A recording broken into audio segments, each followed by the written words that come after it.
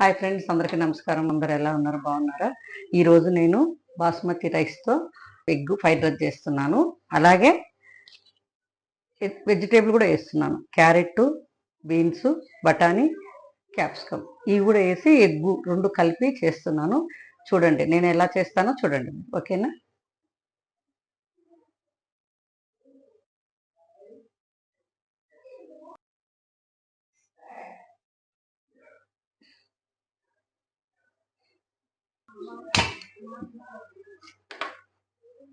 ఇప్పుడు ఎసురు కాగబెడుతున్నాం అనమాట. ఎసురులోనే కొంచెం ఉప్పు వేద్దాం.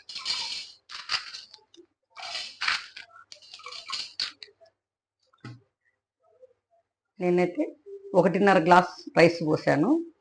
దానికి తగ్గట్టుగా ఎసురు పోసుకున్నాను. అన్నం ఉడికిన తర్వాత నేను ఫ్రైడ్ రైస్ చేసేది చూపిస్తాను. ఓకేనా? ఎసురు కాగింది బాగా.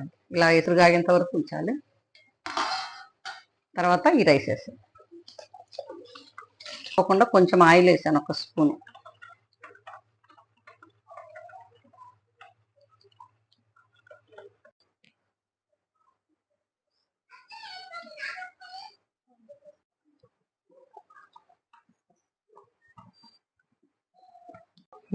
చూద్దాం ఉడికింది. ఇలా ఉడికితే సరిపోతుంది. మా బిర్యానీ కంటే కొంచెం మెత్తగా ఉండాలి. బిర్యానీ కంటే కొంచెం మెత్తగా ఉండాలి, అంతేనమాట. ఇప్పుడు నేను ఈ అన్నం వారుస్తాను.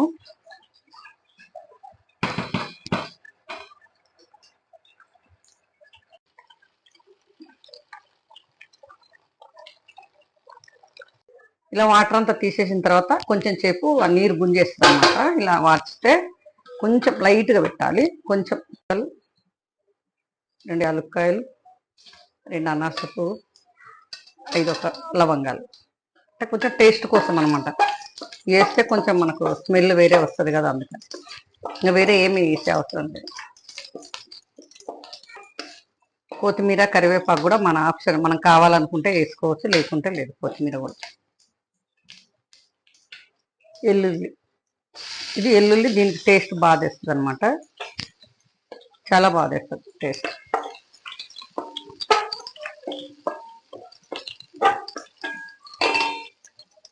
రెండు పండు మిర్చి బాగుంటుంది టేస్ట్ దీనికి. కొంచెం కరివేపాకు.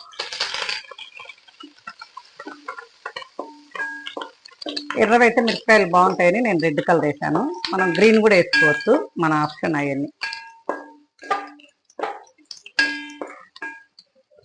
ఉల్లిగడ్డ అలాంటివి ఏమి వేయరు.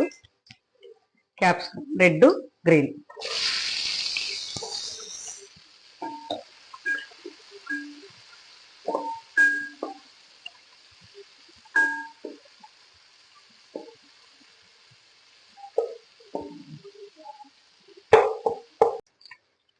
ఇప్పుడు బీన్స్, క్యారెట్, బఠానీ వేస్తాను. ఇవి ఉడకబెట్టాను అనమాట, అందుకే తర్వాత వేస్తున్నాను. ఉడకబెట్టకుండా ఉంటే మనం ముందే వేసుకోవచ్చు.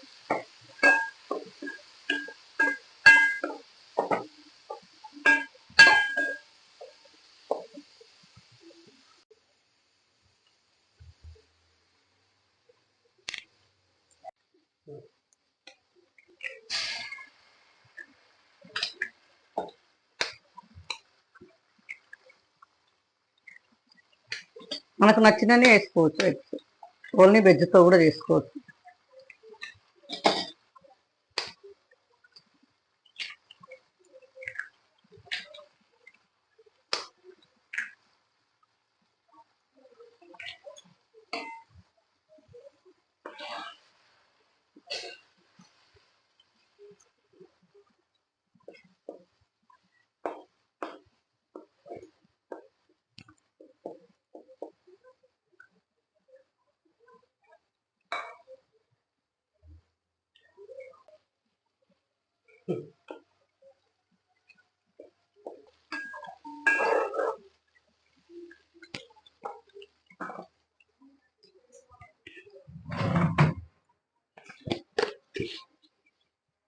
కొంచెం సాల్ట్ వేస్తాను. నేను రైస్లో వేసాను సాల్ట్, అందుకని దీన్ని కొంచెం వేస్తున్నాను. రైస్లో వేసాను.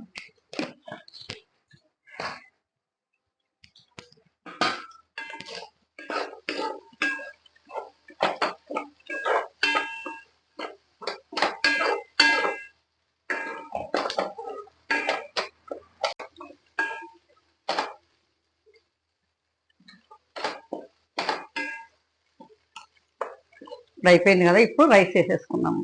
ఇంకా దీంట్లో ఏం వేసేది లేదు, ఇలాగే అనమాట.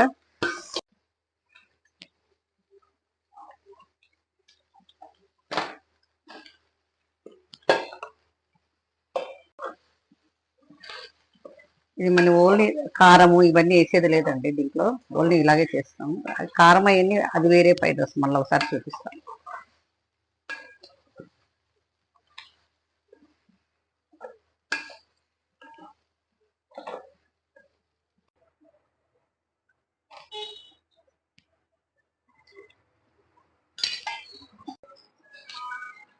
ఈ ఫ్రైడ్ రైస్కి సాంబార్ కానీ పెరుగు పచ్చడి కానీ వేసుకోవచ్చు. నేనైతే సాంబార్ చేశాను.